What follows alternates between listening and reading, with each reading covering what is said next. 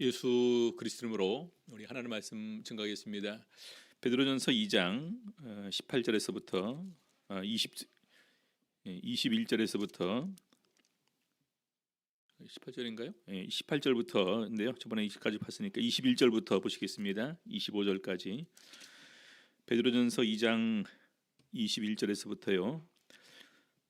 이를 위하여 너희가 부르심을 입었으니 그리스도도 너희를 위하여 고난을 받으사 너희에게 본을 끼쳐 그 자취를 따라오게 하려 하셨느니라.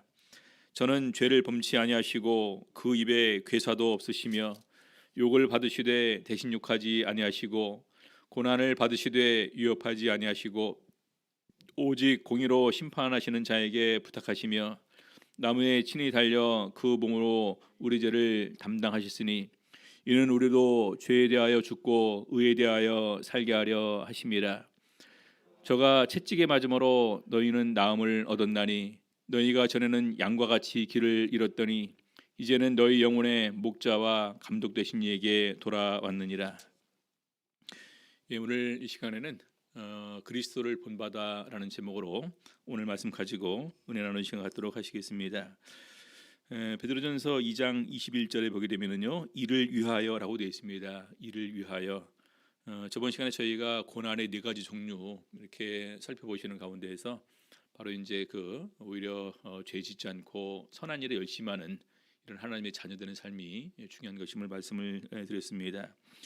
그래서 이를 위하여라는 것을 앞에 우리 18절, 19절, 20절 보게 되면은요, 먼저 이제 순종을 이렇게 얘기를 하는데 까다로운 자들에게도 순종하라. 까다로운 자들. 우리 세상에 보게 되면은 참 이렇게 이제 쉽게 할 수 있는 부분도 굉장히 이렇게 이제 고지식하게 또 융통성이 없게 또 여러 가지 부분에서 더 일을 힘들게 하는 이런 경우가 있는 것을 보게 됩니다. 그래서 그런 까다로운 자들에게도 순종하라. 그다음에 정말 슬프고 안타깝고 억울하고 그런 일이 있어도 하나님을 생각함으로 참으라 이렇게 말씀했고요. 그다음에 세 번째로는 선을 행함으로 고난을 받고 참으라. 오히려 선을 행함으로 고난을 받고 참으라 이렇게 세 가지를 얘기를 했습니다.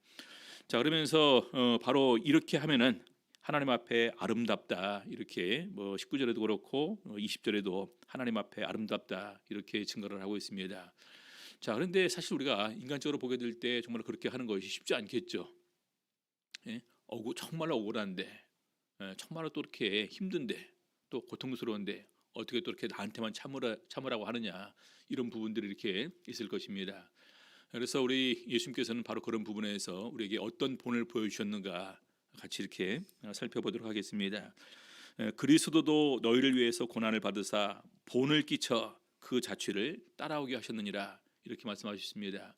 예수님께서도 우리와 같은 고난을 받으시는 가운데에서 우리에게 본을 주셨다.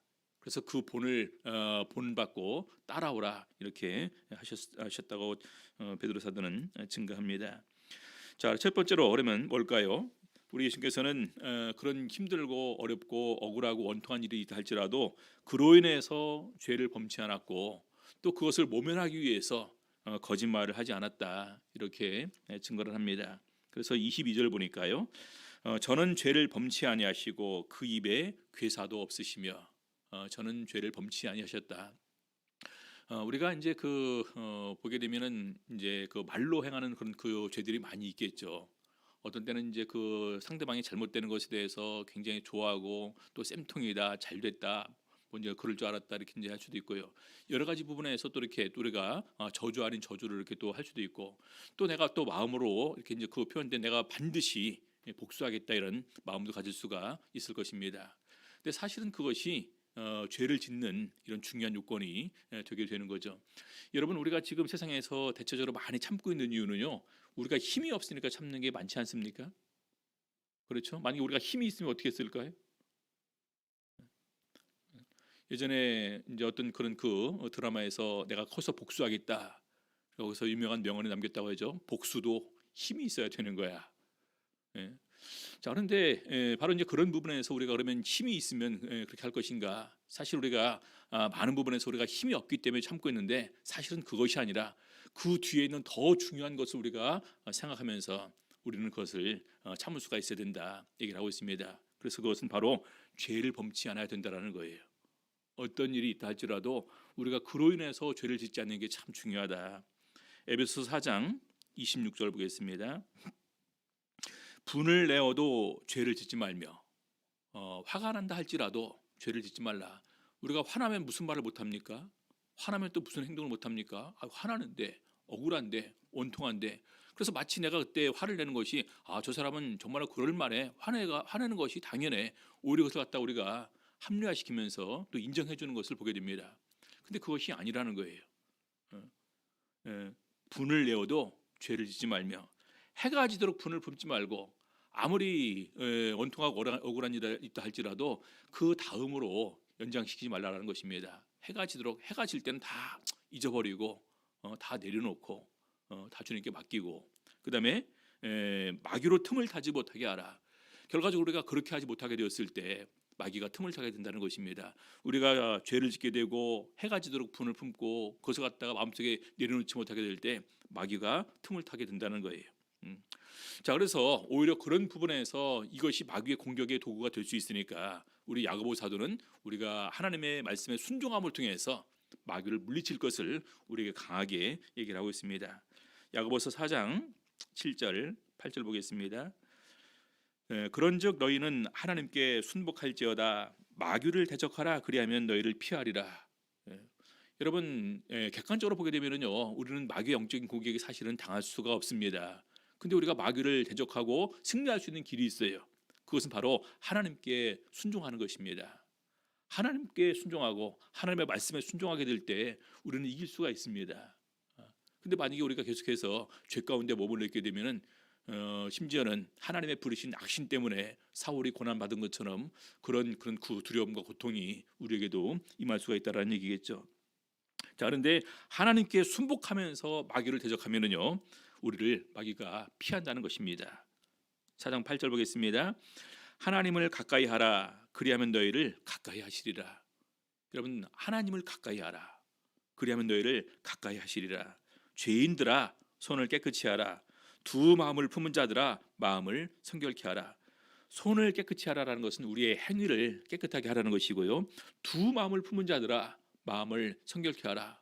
우리가 한 마음으로 온전히 하나님께 이렇게 내가 온전히 주를 위해서 더욱더 주를 위해서 올 한 해는 더욱더 이런 생각을 품지만 또 다른 마음 쪽에는 그래도 이것도 하고 싶고 저것도 갖고 싶고 이것도 누려보고 싶고 이런 마음 자꾸 들어가게 되면은요 결과적으로 우리는 한 마음이 아니라 또한 또 두 마음으로 올 한 해를 보낼 수도 있다라는 것입니다. 그래서 두 마음을 품은 자들아 마음을 성결케 하라.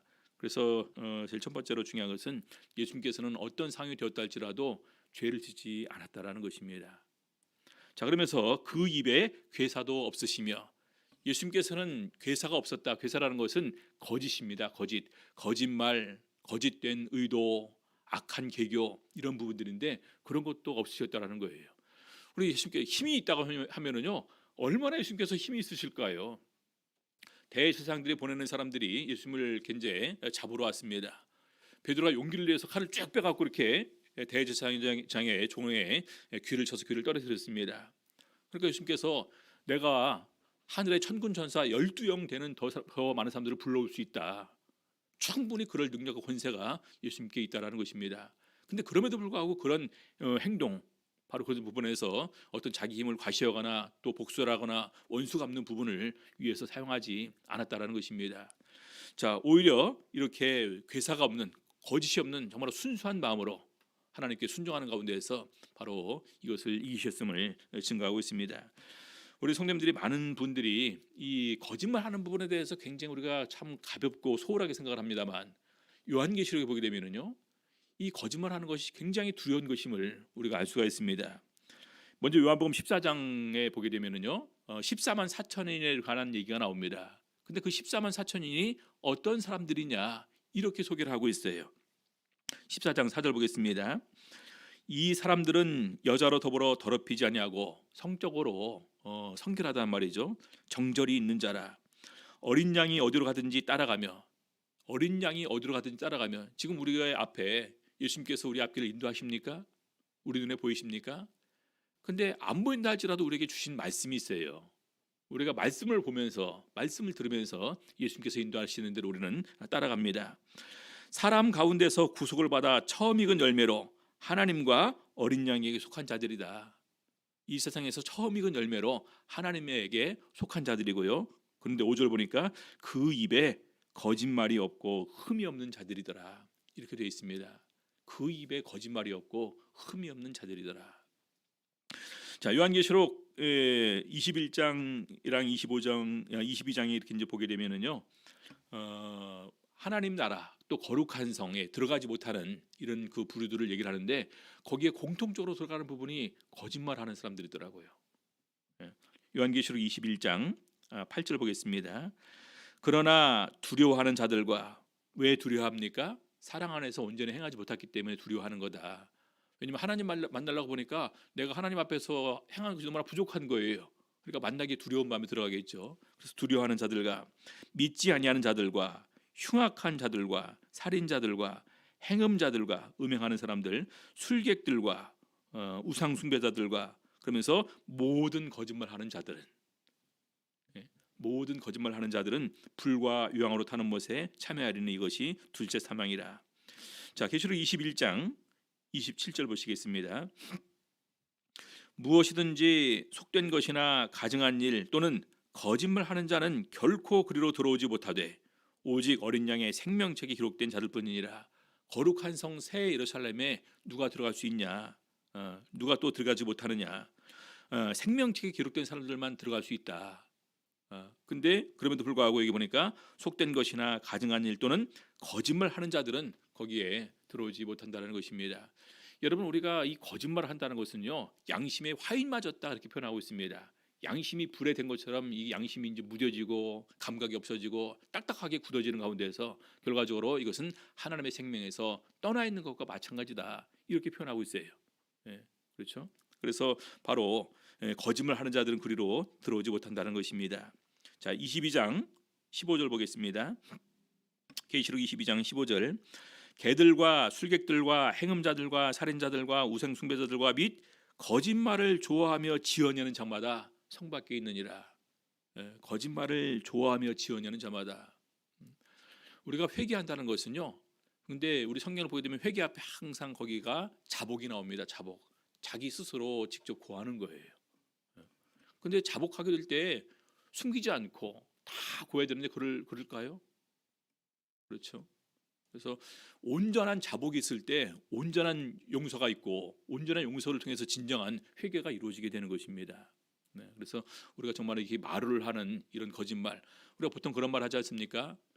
한마디 거짓말을 우리가 정당화하기 위해서 100마디의 거짓말을 보태야 된다.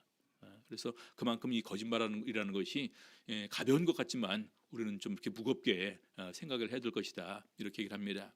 그래서 적어도 우리 예수님께서는 이 세상 살아가는 가운데에서 죄를 짓지 않으셨고 그 다음에 거짓이 없으셨다 이렇게 증거합니다. 그래서 거짓은 예수님께서 말씀하신 것처럼 마귀로부터 오는 것이다 이렇게 증거를 합니다. 자, 두 번째는요, 심판하시는 자에게 맡기셨다라는 거예요. 우리는 직접 우리가 어떻게든지 내가 힘이 있으면 내가 직접 그 원수를 갖고 싶고 보복하고 싶어하는 이런 본능적인 마음을 가지게 됩니다. 근데 우리 예수님께서는요, 본인이 힘이 있음에도 불구하고 그런 권세가 있음에도 불구하고 이런 모든 것을 자기가 임의로 다 이렇게 갚아준 것이 아니라 하나님 아버지께 맡겼다라는 것입니다. 그래서 보니까요, 베드로전서 2장 23절 보겠습니다. 욕을 받으시되 대신 욕하지 아니하시고. 여러분 욕해 보신 적 있습니까? 저도 이제 그러는 그 청년 때 이제 뭐 저도 이렇게 욕을 해본 적이 있었죠. 뭐 이제 힘이 없으니까 할 수 없이 이제 욕이라도 해줘야 되겠다.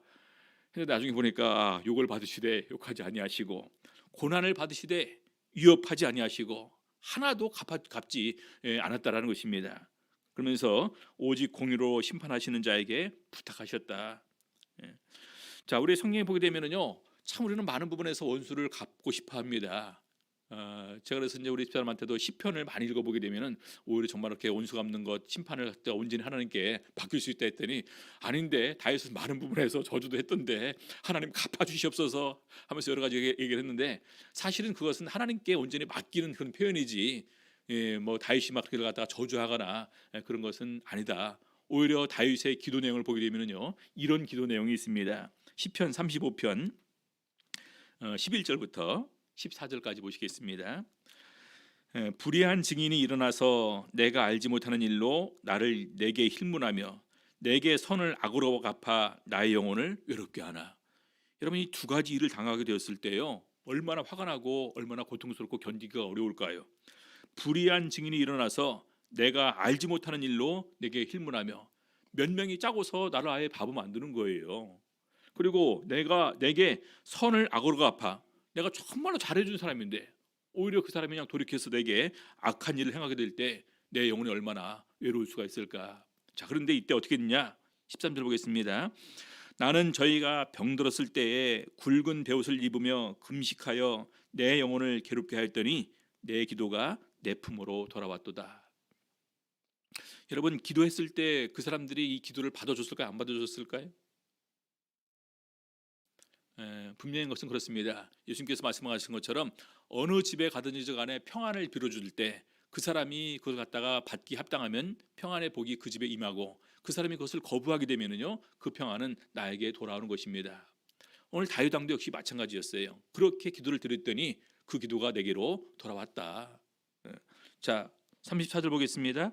내가 나의 친구와 형제에게 행한 같이 저희에게 행하였으며 내가 굽히고 슬퍼하기를 모친을 곡함같이 하였도다. 마치 어머니가 돌아가실 때 그렇게 슬퍼하고 안타까워 애통하는 것처럼 그렇게 그 사람들을 위해서 울어주었다라는 것입니다. 그래서 정말로 다윗의 이런 마음은 이 하나님께서 받으실 수밖에 없는 그런 마음이었겠다라는 생각을 이렇게 가지게 됩니다. 자, 그러면서 공의로 심판하시는 자에게 이제 맡기게 되는데, 우리 시편 73편, 시편의 37편과 시편 73편은 악한 일을 행하는 사람에 대해서 서로 이렇게 이제 그 시기하고 참 불합리하다 또 질투하는 가운데서 우리 오히려 신실하게 믿는 사람이 이렇게 이제 이 함정에 빠질 수가 있습니다. 그래서 그런 것처럼 그랬었는데 나중에 하나님의 행하시는 결국을 보고서 깨달았다라는 부분을 고백을 합니다. 자, 시편 73편 1절에서부터 5절 보겠습니다. 하나님이 참으로 이스라엘 중 마음이 정결한 자에게 선을 행하시나 나는 거의 실족할 뻔하였고 내 걸음이 미끄러질 뻔하였으니 이는 내가 악인의 형통함을 보고 오만한 자를 질시하였음이로다. 정말로 저희가 신앙생활을 신실히 하게 되면 그런 마음이 가지게 됩니다. 오히려 신앙생활 하는 사람이 다 평안하고 기뻐하고 형통해야 되는데 오히려 신앙생활 안 하는 사람이 이 세상을 더욱더 많이 누리고 또 더욱더 즐겁게 이렇게 이제 사는 것을 보게 됩니다. 그런 가운데서 내가 정말로 신앙생활 하는 것이 맞는가? 내가 정말 하나님을 잘 믿는가? 심지어는 더 나아가서 정말 하나님께서는 계신가? 하나님은 나를 사랑하시는가? 이런 마음의 의심까지도 가지게 될 수가 있습니다. 그래서 우리 시편에도 바로 이런 그 마음이 있었다라는 것이겠죠. 그래서 보니까 저희는 죽는 때에도 고통이 없고 그 힘이 건강하며 타인과 같이 고난이 없고 타인과 같은 재앙도 없더라. 자, 그래서 이런 부분 때문에 참 그 여러 가지 회의를 품었었지만 16절 보겠습니다. 건너뛰어서 내가 어쩌면 이를 알까 하여 생각한즉 내게 심히 곤란하더니 하나님의 성소에 들어갈 때야 저희 결국을 내가 깨달았나이다. 하나님의 성소에 들어가서 하나님의 섭리를 깨닫고 하나님께서 반드시 악에 대해서 선에 대해서 갚아주시는 분이다라는 사실을 깨닫고 난 다음에야 그것은 시간의 문제지. 우리 많은 사람들은 당장 그것이 내 앞에서 이루어지길 원하지만 분명히 때가 이르게 되면 하나님께서 정하신 때에 하나님께서 갚아주신다는 것입니다. 그래서 보니까 주께서 참으로 저희를 미끄러운 곳에 두시며 파멸에 던지시니 저희가 어찌 그리 졸지에 황폐되었는가 놀람으로 전멸하였나이다. 그래서 악인의 결국은 그럼에도 불구하고 멸망이다. 그래서 오히려 그런 부분에서 더욱더 내가 선하게 살 것을 다짐하는 이런 마음을 볼 수가 있습니다. 그래서 심판은 우리가 하나님께서 하시니까 원수 갚는 것, 보복하는 것, 이런 저주하는 것, 또 입으로 이렇게 여러 가지 많은 험담하는 것, 이런 부분들을 다 하지 말고 온전히 하나님께 맡기는 마음을 가져야 된다는 것입니다. 자, 세 번째는요, 여기서 한 발 더 나가셔서 예수님께서는 심지어는 우리 죄를 위해서도 십자가에 달려 돌아가셨다라는 것입니다. 베드로전서 2장 24절 보겠습니다. 친히 나무에 달려 그 몸으로 우리 죄를 담당하셨으니, 친히 나무에 달려 그 몸으로 우리 죄를 담당하셨다. 이 나무는 뭘까요? 바로 십자가겠죠. 그렇죠? 십자가에 달리셔서 그 몸으로 우리 죄를 담당하셨다. 그래서 우리 요한 사도가 그렇게 소개하지 않습니까? 세상 죄를 지고 가는 하나님의 어린 양이로다. 세상의 모든 죄를 다 본인의 몸 어깨 위에 다 짊어지고 십자가에서 대신 우리를 위해서 그 짐을 다 지고 죽으셨다는 것입니다. 우리 죄를 담당하셨다. 자, 이는 왜 우리를 위해서 그 짐을 담당하셨는가? 이유는 우리로 죄에 대하여 죽고 의에 대하여 살게 하려 하심이라. 우리로 죄에 대하여 죽고 의에 대하여 살게 하심이라. 그래서 예수님께서 우리 죄를 위해서 죽으신 이유가 이제 앞으로 우리는 우리의 삶에서 죄에 대해서는 다 죽은 사람처럼 죄와는 관계없이 이제는 오히려 반대로 하나님을 향해서 살아있는 사람처럼 그렇게 살게 하기 위해서 우리 죄를 담당하셨다라는 것입니다. 우리 로마서 6장에 보게 되면은요, 세례에 관한 중요한 교훈을 얘기를 하고 있습니다. 그렇죠? 이 세례라는 것이 함께 죽고 그다음에 함께 장사되고 함께 부활에 참여하게 되는데 바로 그 부분의 결론적인 부분으로 10절 11절을 얘기를 하고 있어요. 뭐라고 얘기하고 있는가 같이 보겠습니다. 로마서 6장 10절. 그의 죽으심은 예수님이죠. 예수님의 죽으심은 죄에 대하여 단번에 죽으심이요 예수님의 살으심은 하나님께 대하여 살으심이니. 11절. 이와 같이 너희도 너희 자신을 죄에 대하여는 죽은 자요 그리스도 예수 안에서 하나님을 대하여는 산 자로 여길지어다. 그래서 우리 똑같이 마찬가지로 그렇게 생각을 해야 된다는 것입니다. 우리도 죄에 대해서는 죽은 자요. 여러분, 죽었다라는 것은요, 관계가 완전히 단절되고 관계 없다라는 거예요. 그렇죠? 우리가 죄가 있으면은요, 우리는 죄와 관계가 있는 거예요. 그것은. 그래서 완전히 이것은 죄와 관계없는, 죄를 짓지 않은 삶을 사는 것을 이렇게 말합니다. 자, 그러면서 하나님을 향해서는 산자로 여길지어다. 살아있다.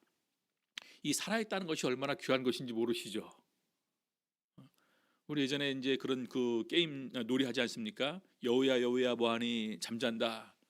또 여우야 여우야 뭐하니 밥 먹는다. 무슨 반찬? 개구리 반찬. 그리고 죽었니 살았니? 아마 지금 40대 이하는 잘 모를 거예요, 그렇죠? 이제 한 명이 순례가 돼서 이렇게 이제 하면 사람들이 이제 와서 이렇게 이제 하면은 죽었다 하면 괜찮은데 살았다 하면 바로 도망가야 돼요. 그럼 순례가 와서 딱 찍으면 그 사람이 대신 잡혀서 순례가 되는 것인데, 참 지금 생각하면 아무 게임도 아닌데 그때는 참으로 또 참 재미있게 그런 게임을 했습니다. 그렇죠?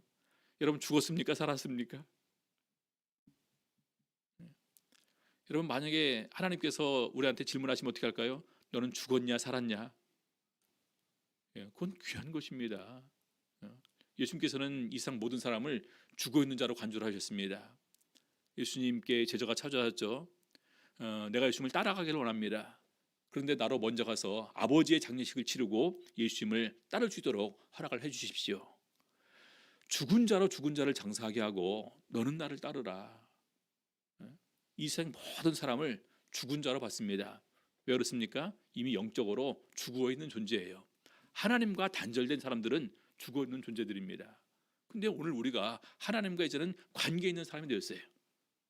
예수 그리스도의 보혈에 힘입어서 함께 죽고 함께 장사되고 함께 부활에 참여한 자가 되었습니다. 그러니까 이제는 우리는 하나님에 대해서는 살아있는 존재가 된 거예요. 바로 예수님께서 우리를 위해서 이런 일을 해주셨다는 것입니다. 그래서 예수님께서 채찍에 맞음으로 우리가 나음을 얻었다. 우리 여러분들을 누구를 위해서 대신 맞아주신 적 있습니까? 대신 맞아줄 때는 그 아픔이 참 아프다 할지라도 그 고통이 그렇게 오래가지 않고 그렇게 많이 아픔을 느끼지 못한다, 이런 얘기를 하는 것을 들었습니다.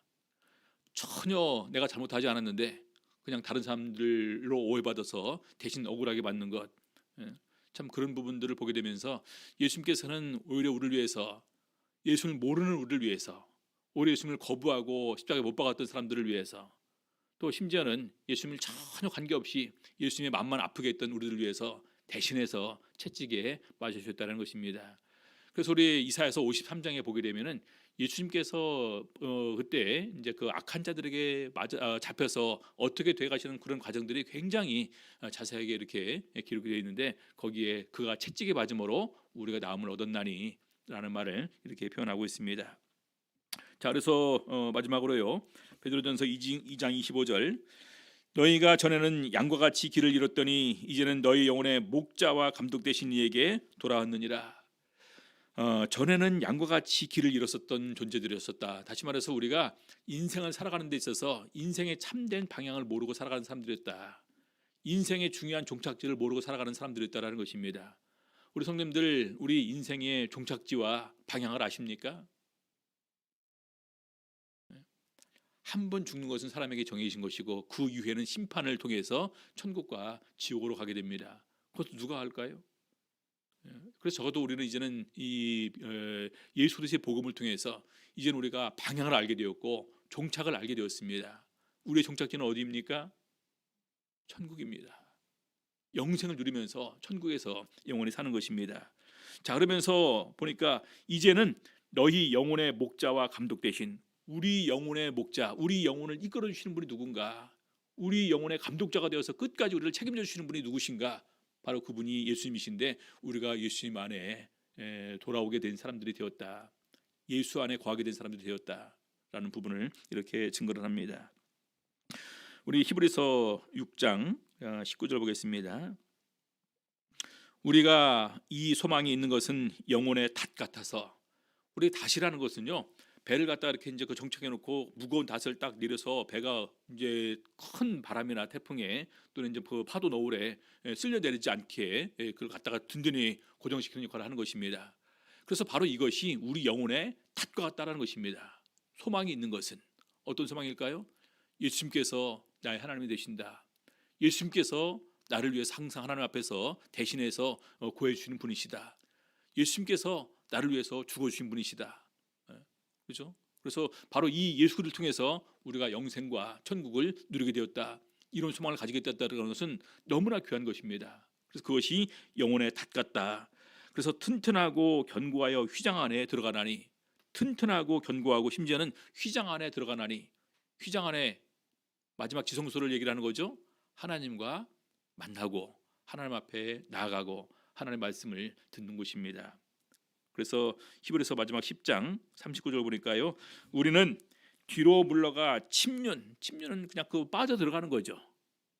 결과적으로 이것은 구원받지 못하고 깊은 무적인 같은 이런 그런 그 구멍으로 빠져 들어가는 것을 말하는 것인데, 그럴 사람들이 아니요 오직 영혼을 구원함에 이르는 믿음을 가진 자니라. 영혼을 구원함에 이르는 믿음을 가진 자니라. 바로 이것을 위해서 예수님께서 우리를 위해서 죽으셨고 우리는 이것을 위해서 예수님께로 돌아온 사람이 되었다는 것입니다. 결과적으로 예수님 안에 거할 수 있는 사람이 되었다는 거예요. 예수님 안에 거할 수 있는 사람. 예수님께서 말씀하지 않으셨습니까? 성령을 받으면 우리가 그 안에 거하고 예수님께서 우리 안에 거하십니다. 그래서 더욱더 이런 부분들을 생각하는 가운데에서 정말로 예수 그리스도를 본을 받아서 살아갈 수 있는 우리 성도님들 되셔야 되겠습니다. 죄를 짓지 않고 괴사가 없습니다. 거짓이 없습니다. 그 다음에 온전히 심판을 다 하나님께 맡깁니다. 그렇죠? 원수 갚는 것을 다 하나님께 맡깁니다. 그 다음에 친히 우리들을 담당하신 예수 그리스도의 십자가를 항상 우리 마음속으로 생각을 합니다. 그래서 이런 마음이 있게 될 때 우리가 죄에서 승리하고 더 나아가 우리 영혼의 목자와 감독 되신 예수님 안에 진정으로 거할 수가 있게 됩니다. 그래서 원하옵기는 우리 강남교회 성도님들이 정말로 올 한 해 그런 삶을 살 수 있기를 바랍니다. 또 그 안에서 더욱더 우리 하나님의 긍휼과 사랑받으시는 우리 성도님들 다 되시기를 예수 이름으로 바랍니다. 자, 기도하시겠습니다. 우리 기도하실 때 우리 제목처럼 예수 그리스도를 본받아 합니다. 그래서 정말 우리가 신앙생활을 하는 가운데에서 예수 그리스도를 본받아서 살 수 있는 저희들의 삶이 될 수 있도록 주님께서 성령으로 우리 각 사람의 마음과 생각을 주장하시고 인도하여 주시옵소서. 기도하시겠습니다. 할렐루야. 주 예수 이름으로 기도하옵나이다.